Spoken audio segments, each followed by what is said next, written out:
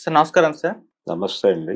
Sir 'Ram Charan' గారి 'Peddi' cinema ఇంకొక 2½ మంత్స్‌లో రిలీజ్‌కైతే సిద్ధమైపోతుంది. అయితే ఇప్పుడే ఈ సినిమాకి సంబంధించి బిజినెస్ భారీగా జరుగుతున్నట్టుగా రిపోర్ట్స్ అయితే వస్తున్నాయి సార్. అటు థియేట్రికల్ బిజినెస్ గావచ్చు, ఓటీటీ గావచ్చు అన్నీ కూడా దాదాపు ఫినిష్ అయిపోయాయని చెప్పేసి చెప్తున్నారు. అంటే మామూలుగా ఇప్పుడు పాడిన సినిమాలంటే 2, 3 నెలల ముందే ఈ బిజినెస్ వీటికి సంబంధించి చూసేస్తున్నారు. మరి ఎలా ఉంది దీని సినిమాకి సంబంధించి బిజినెస్ సార్? అంటే ఇంకా థియేట్రికల్ బిజినెస్ అంటే ప్రపంచవ్యాప్తంగా కొనుగోళ్లు జరగాలి. ప్రపంచవ్యాప్తంగా కొనుగోళ్లు అంటే ఇది పాన్ ఇండియా సినిమా. అవును. వాళ్ళు ప్రమోషన్ యాక్టివిటీ మొదలుపెట్టి అందులో భాగంగానే ఈ అమ్మకాలు నడుస్తాయి. ఏట్లో గుడ్డును కట్టేసి బేరం పెట్టడం లాంటి స్కీములు ఏమి ఉండవు. లేవు, ఇప్పుడు గతంలో ఉండేవి. కానీ ఒకప్పుడు ఎలా ఉండేదంటే సినిమా అనౌన్స్ కాగానే అది ఏ ఏ మార్కెట్లలో వర్కౌట్ అవుతుందో ఆ మార్కెట్ల నుంచి బేరాలు వచ్చేవి. అంటే ఉదాహరణకి సౌత్ ఇండియన్ మార్కెట్ బలంగా ఉన్నటువంటి కమల్ హాసన్ లాంటి వాడికి సినిమా అనౌన్స్ చేసినప్పుడే తెలుగు బయర్స్ కూడా వెళ్ళేవాళ్ళు, తెలుగు డిస్ట్రిబ్యూటర్లు కూడా వెళ్ళేవాళ్ళు. అలా ఇప్పుడు పాన్ ఇండియా మార్కెట్ స్థిరీకరణ జరిగిపోయింది మాకు అని చెప్తున్నారు వీళ్ళందరూ. ఏది తెలుగు నుంచి హిందీ మార్కెట్లో ఏదో మేరకు విజయాలు సాధించినటువంటి, అంటే రామ్ చరణ్ కి RRR అనేటువంటి ఒక బిగ్ సక్సెస్ ఉంది. ఆ బిగ్ సక్సెస్ మీదుగా ఆయన బిజినెస్ నడవాలి. ఇప్పుడు ఆ తర్వాత వచ్చిన సినిమాలు ఏవి కూడా ఆయనకి ఆశాజనకంగా కనిపించలేదు. అక్కడ ఆ శబ్దం చేయలేకపోయినాయి. అది ఏ సినిమా అయినా కావచ్చు, ఆచార్య కావచ్చు. ఆ తర్వాత ఆచార్య నిజానికి వాళ్ళు హిందీ మార్కెట్లో పెద్దగా పుష్ చేసింది లేదు. ఆ తర్వాత వచ్చినటువంటి గేమ్ చేంజర్ లాంటి సినిమా కూడా ఆయనకేమీ ఉపయోగపడలేదు. ఈ సినిమా మీదే హోప్స్ అన్ని పెట్టుకుని కూర్చున్నారు. ఇది ఏప్రిల్ 30వ తారీఖు అని చెప్తున్నారు. అవును. అయితే ఈ 2 నెలల టైము వీళ్ళు బిజీగా, అంటే ఇప్పుడు మొదలైపోవాలి గేమ్ మొదలై ప్రమోషనల్ యాక్టివిటీలోకి దిగిపోవాలి. రాజమౌళి ఆల్రెడీ ఇంటర్వ్యూలు ఇచ్చేస్తున్నాడు. ఎప్పుడో నెక్స్ట్ ఇయర్ సమ్మర్కి రావాల్సిన సినిమాకి ఇప్పటికే ఆయన ఇంటర్వ్యూస్, హాలీవుడ్కి ఒక ఇంటర్వ్యూ ఇచ్చాడు, బాలీవుడ్కి ఒక ఇంటర్వ్యూ ఇచ్చాడు. నెమ్మదిగా ప్రమోషనల్ యాక్టివిటీలోకి వచ్చేసాడు ఆయన. సో ఈ ప్రమోషనల్ యాక్టివిటీలోకి వచ్చిన తర్వాత ఆయా మార్కెట్లను కెలికి అక్కడి నుంచి బేరాలు వచ్చి అలా నడవాలి. వరల్డ్ వైడ్ నడవాలి. వరల్డ్ వైడ్ అంటే తెలుగు సినిమాకి అక్కడ బయ్యర్స్ నుంచి కొంత డబ్బులు ఆఫర్లు వస్తే రావచ్చు. పెద్ద సినిమాకి సంబంధించిన ఆఫర్లు వస్తే వచ్చి ఉండొచ్చు. ఆఫర్లన్నీ క్యాలిక్యులేట్ చేసి వీళ్ళు ఏదో ఫిగర్ చెప్తున్నారు 500 కోట్లు ఇలాగే. కానీ ఇది 500 కోట్లు బిజినెస్ అంటే వీళ్ళు 300 కోట్లు ఎంత పెట్టుబడి పెట్టారు ఈ సినిమా మీద అని చెప్తున్నారు.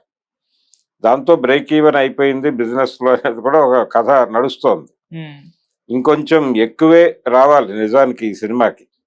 వీళ్ళు హిందీ మార్కెట్లో ఎంతగా వెళ్ళారు, అలాగే తమిళనాడు మార్కెట్ ఉంది, కేరళ మార్కెట్ ఉంది, కన్నడ మార్కెట్ ఉంది. కన్నడలో ఎలాగో తెలుగు సినిమా ఇవే వెళ్తాయి.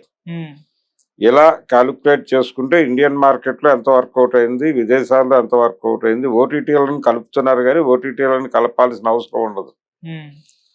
ఓటీటీ కూడా బిగ్ రేంజ్ లోనే పెడుతుంది. అంటే సినిమా ఒక మూడ్ క్రియేట్ చేసింది. ఈ సినిమా డెఫినెట్ గా బాగుంటుంది అనేటువంటి ఒక మూడ్ అయితే క్రియేట్ చేయగలిగారు.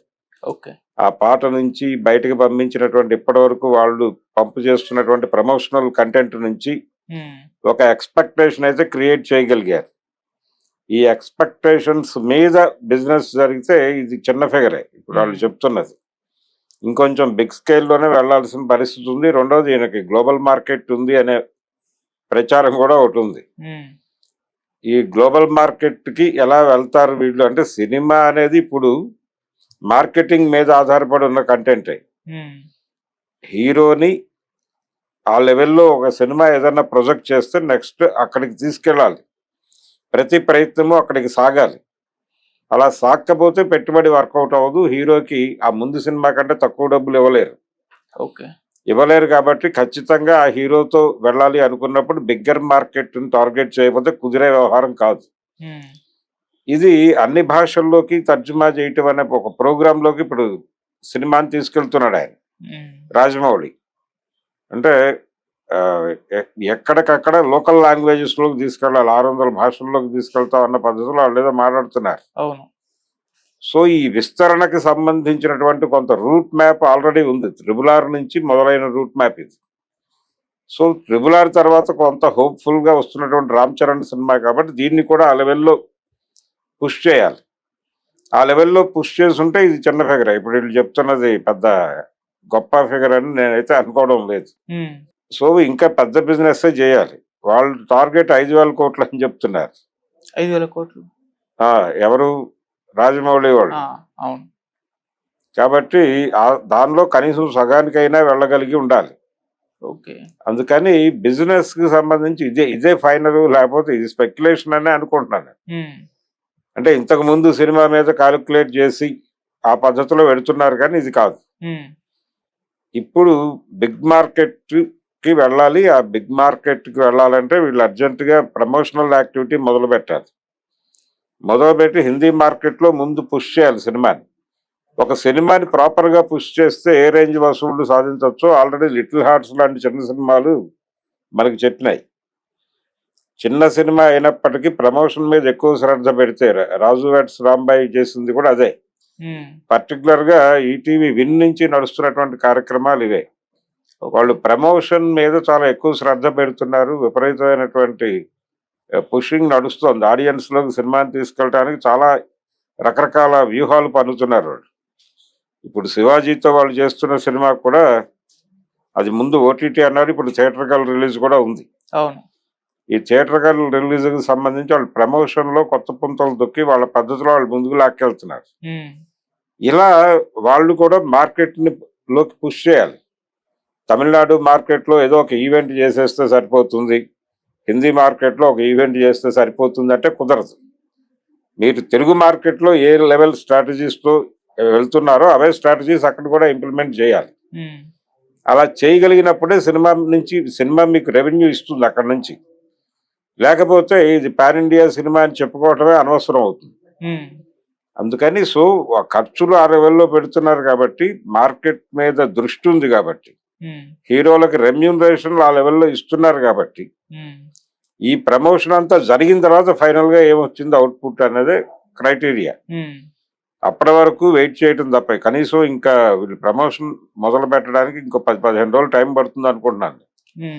ఈ 15 రోజులు అయిన తర్వాత, అది మొదలైన ఇంకో 15 రోజుల తర్వాత యాక్చువల్ ఫిగర్స్ రావచ్చు. ఓకే. ఇది స్పెక్యులేషన్ అనే అనుకుంటున్నాను. ఇది సీరియస్ గా అధికారికమైనటువంటి సమాచారం అని మాత్రం అనుకోవడం లేదు.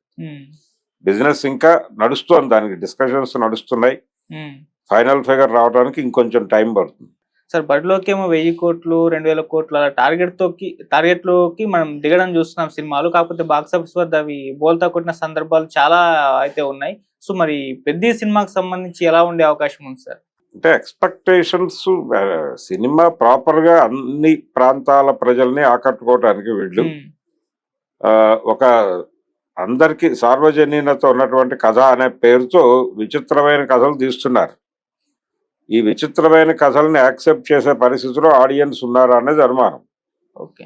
సో వీళ్ళ కథని ఎలా డిసైడ్ చేస్తున్నారు, ఎలా చెప్తున్నారు అనేది ప్రధానం. ఈ కథ ప్రాపర్ గా అందరికి కన్వే అయితే, ఇప్పుడు వీళ్ళు స్పోర్ట్స్ బ్యాక్గ్రౌండ్ లో కథ అని చెప్తున్నారు. ఈ స్పోర్ట్స్ బ్యాక్గ్రౌండ్ లో కథ అంటే డెఫినెట్ గా కనెక్ట్ అవుతుంది. ఇప్పుడు లగాన్ లాంటి సినిమాలు అన్ని భాషల వాళ్ళు చూశారు కదా, ఈ సినిమాని కూడా చూస్తారు. కాకపోతే అందులో కాన్ఫ్లిక్ట్ ఏమిటి, ఆ కాన్ఫ్లిక్ట్ జనాలు ఒరిజినల్ గా ఫీల్ అయ్యి నిజమే అనేటువంటి అనుకుని ఒక రియల్ ఫైట్ చూసాం మనం. సమాజంలో ఉన్నటువంటి లేదు స్పోర్ట్స్ ఏరియాలో ఉన్నటువంటి ఒక ఈవిల్ మీద అద్భుతమైనటువంటి పోరాటం జరిగింది ఈ సినిమాలో అని ఆ క్యారెక్టర్ ఏ సెక్షన్ అయితే రిప్రజెంట్ చేస్తున్నట్టుగా కనిపిస్తోందో ఆ ఏరియా జనాలందరూ కనెక్ట్ అయిపోతే సినిమాకి పాజిటివ్ వైబ్ వచ్చేస్తుంది. ఓకే.